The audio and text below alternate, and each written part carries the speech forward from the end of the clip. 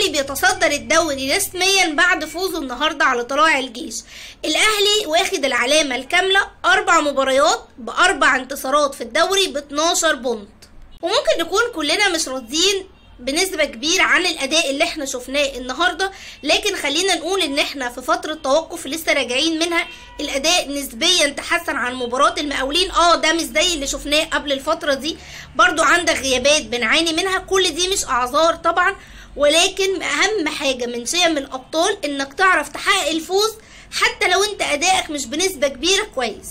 ودي كانت اكتر حاجة مهمة. طول ما انت بتحافظ على سلسلة الانتصارات ده بيديك دوافع وبيخلي انه اللعيبة تزيد فيها الثقة، لانه انا فعلا مقتنع ان الفوز بيجيب فوز وبيخلي المعنويات اكتر. وطول ما انت بتصحح الاخطاء وانت بتكسب على لما تصحح الاخطاء وانت بتخسر.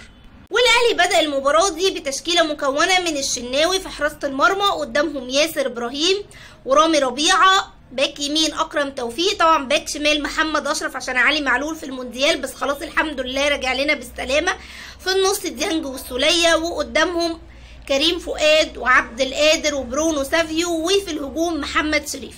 الاهلي طول الشوط الاولاني كان عامل استحواذ بلا خطوره تذكر، كلها محاولات، مفيش حاجه تقدر تقول ان دي محاولات فعلا على المرمى او الاهلي كان مقدر ان هو يجيب اهداف. السبب في كده رجع لاكتر من حاجه. اول حاجه انه فعلا محمد يوسف وطلائع الجيش كانوا مقدمين مباراه تكتيكيه هايله جدا، كان قادر ان هو يقرب الخطوط من بعض وبيلعب على الكاونتر اتاك، مستخدم السرعات اللاعبين المهاجمين اللي عنده زي متعب. وتاني سبب كمان كان راجع لان لعيبه الاهلي كان عندها ميس باص كتير، تسرع في بناء اللعب، مفيش اصلا بناء للهجمه ولا في ربط ما بين الخطوط.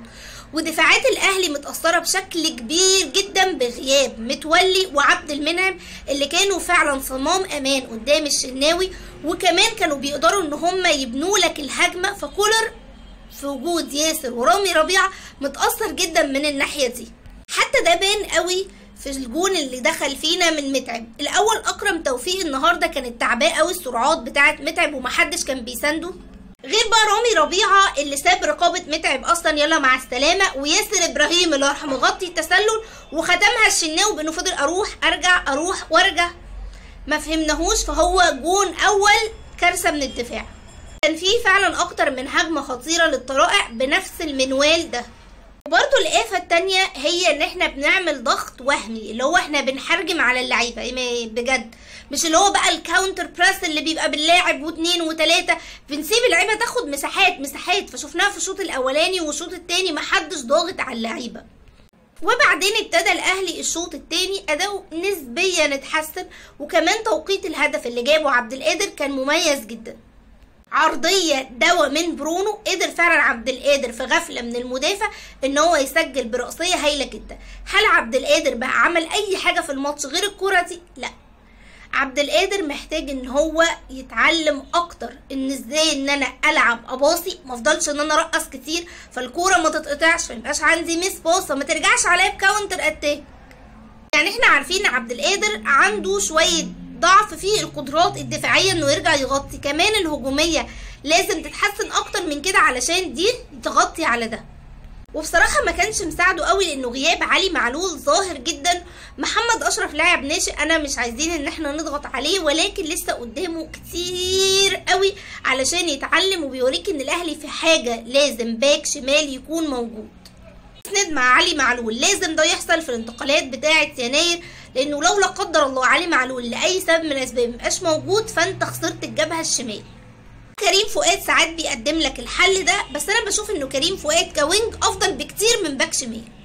وبعد كده بغلطه من الحارس قدر اكرم توفيق وسددها السوليه نجيب ضربه الجزاء، وهنا كانت نقطه تحول شويه لان الطلائع بدل ما كان هو اللي كسبان لا ده هو بقى خسران، فبيحاول ان هو بقى اللي بيضغط بكامل قوته وانت اللي بتحاول تلعب على الهجمات المرتده. وبرده كمان محمد شريف النهارده مضيع اكتر من جوره اهداف محققه بامانه، وفي كور هو اتصرف فيها صح بس اللمسه الاخيره كانت غلط خالص، وكور من الاول كان لازم يتصرف فيها بشكل افضل. كان في اكتر من هدف محقق فعلا كان شريف يقدر ان هو يعمله. الكوره بتاعت اكرم توفيق اللي في الدقيقه 85 ودي كوره متفق عليها، هو رجع فعلا وخد الخطوتين بتوع الجول، يلا بقى لا في السماء بتسلم على المدرجات. الكوره التانيه كمان اللي هي كانت كاونتر اتاك وخلاص هو ورايح ومعاه اللعيب، كان لازم يجري اسرع من اللعيب، ياخد بقى الكوره في حوزته ويخلي اللعيب هو اللي يجري وراه. ساعتها يا اما اللاعب كان هيضطر يعمل ضربه جزاء، يا اما ان هو مش هيقدر ان هو يسبقه، ففعلا شريف هيقدر يعمل انفراد ويسجل منها هدف. فشريف محتاج شغل كتير جدا على نفسه، وانه ينسى بقى الموسم اللي فات واللي حصل فيه، ويرجع تاني محمد شريف اللي كان هداف الاهلي وهداف الدوري.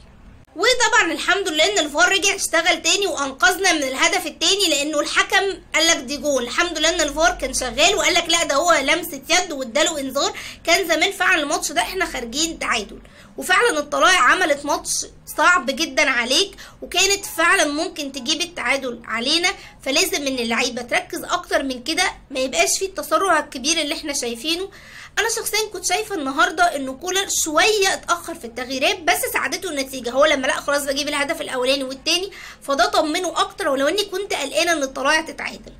كل التوفيق طبعا للاهلي ان شاء الله في المباريات اللي قادمه. معاه هيلاعب غزل المحله، اللي الغزل كمان برضو واخد العلامه الكامله، وبصراحه مقدمه اداء كويس جدا في الاربع مباريات، وبابا فاسيليو عامل معاهم شغل كويس جدا. والمدرب ده من وقت ما كان بيدرب في دجله كنا شايفين انه فعلا كويس، وهو بيثبت ده يوم عن يوم. فمباراه فعلا مش هتكون سهله، بس كل التوفيق للمارد الاحمر ان شاء الله.